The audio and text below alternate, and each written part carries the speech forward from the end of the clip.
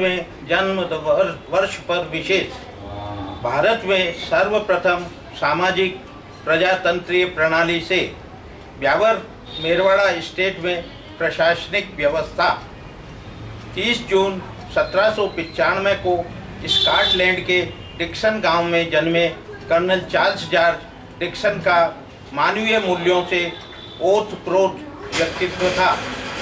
उनका जीवन जनता के प्रति समर्पित था। उन्होंने तत्कालीन ब्यावर सैनिक छावनी को नागरिक बस्ती में तब्दील करके दुनिया को मानव प्रेम का संदेश दिया। प्रजा भी उनको तहे दिल से चाहती थी। उन्होंने मेरवाड़ा स्टेट की प्रजा का दिल जीतकर राज किया। वे मृत्यु पर्यंत तक प्रजा के दुख सुख के भागीदार रहे। इसीलिए वे प्रजा में देवतुल्य स्थान बना पाए। उन्होंने कभी भी किसी भी नागरिक के साथ भेदभाव नहीं किया। वे गरीबों के मसीहा थे। इसलिए ब्यावर मेरवाड़ा की जनता उनको डिक्सन बाबा के नाम से आज भी पूजती है। उन्होंने जीवन भर मानव सेवा की। उस समय एकमात्र ब्यावर ऐसा शहर था राजपुताना का, जो भारत के गिने चुने विकसित शहरों में से एक था। जैसे मुंबई, इंदौर, राजकोट, कानपुर, अहमदाबाद इत्यादि। व्यापार और उद्योग में तो राजपुताना का एकमात्र सशक्त मुद्रा बाजार था, जहां पर सभी प्रकार की वस्तुओं का हाजिर और वायदा व्यापार होता था। इसीलिए तो ब्यावर अंग्रेजी काल में भारत का विकसित शहर बना। ऐसा सभी कुछ डिक्सन की कृपा से संभव हुआ।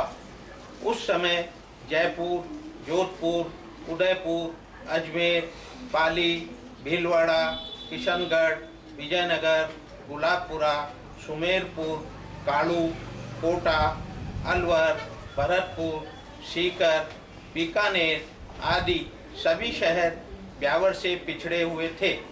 अंग्रेजी राज होने के कारण राजपुताना के मध्य में होने से रेल, सड़क यातायात, संचार व्यवस्था व मुद्रा बाजार होने से यहाँ पर सभी सुविधा उपलब्ध थी।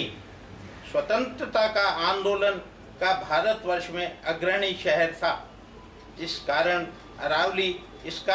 कारण अरावली पर्वत की छोटी छोटी अनेकानेक छितरी हुई पहाड़ियाँ होना, समीप की दो देशी मारवाड़ और मेवाड़ की देशी रियासतें होना, जहाँ पर उनका कानून था, जिससे महफूज गौरिल्ला युद्ध का अनुकूल वातावरण था। लगभग भारतवर्ष के सभी स्वतंत्रता के आंदोलन के क्रांतिकारियों का किताबी व व्यावहारिक प्रशिक्षण शिविर श्यामगढ़ का किला, चिरंजीलाल भगत की बगीची, नाहरमल की बावड़ी हुआ करती थी। अतः आज़ादी का बिगुल बजाने वाले भी ब्यावर के महान स्वतंत्रता सेनानी श्यामजी कृष्ण वर्मा,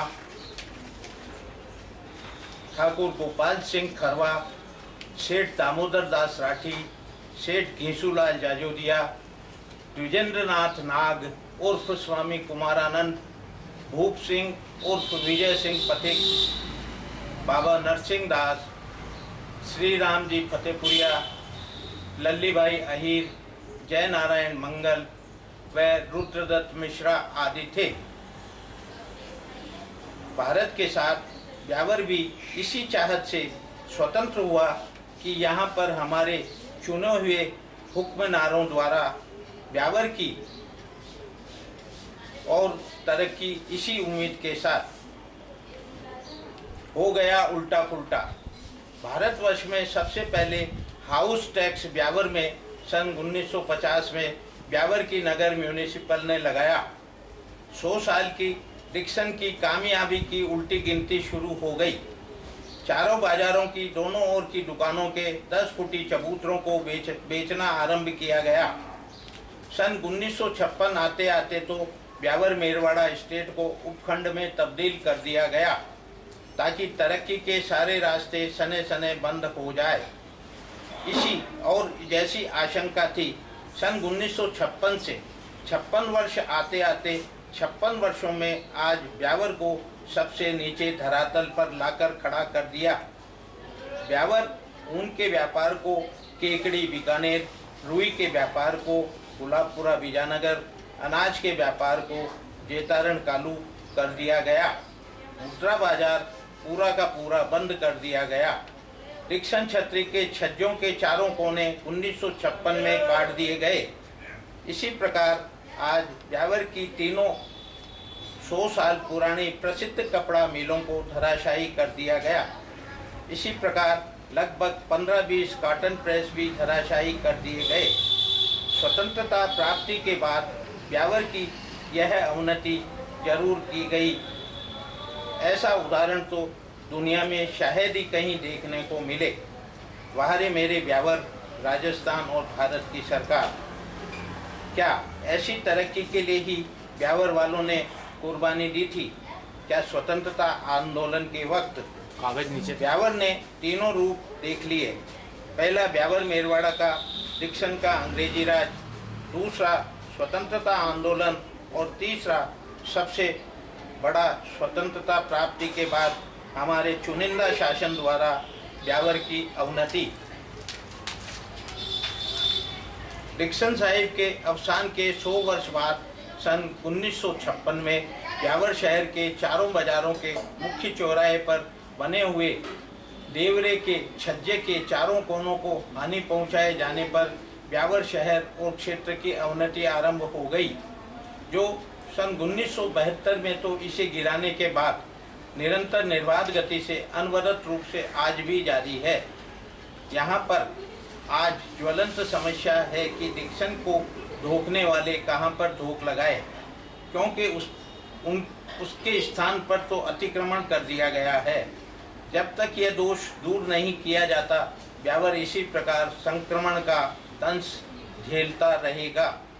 हाँ, अपवाद स्वरूप 17 सितंबर सन 2005 से 13 जनवरी सन 2007 तक जब इसका पुनर्निर्माण किया गया और आस्था अर्पित की जाने लगी, तब ब्यावर में खुशहाली का माहौल रहा, परंतु बाद में इस पर अतिक्रमण करा दिया गया।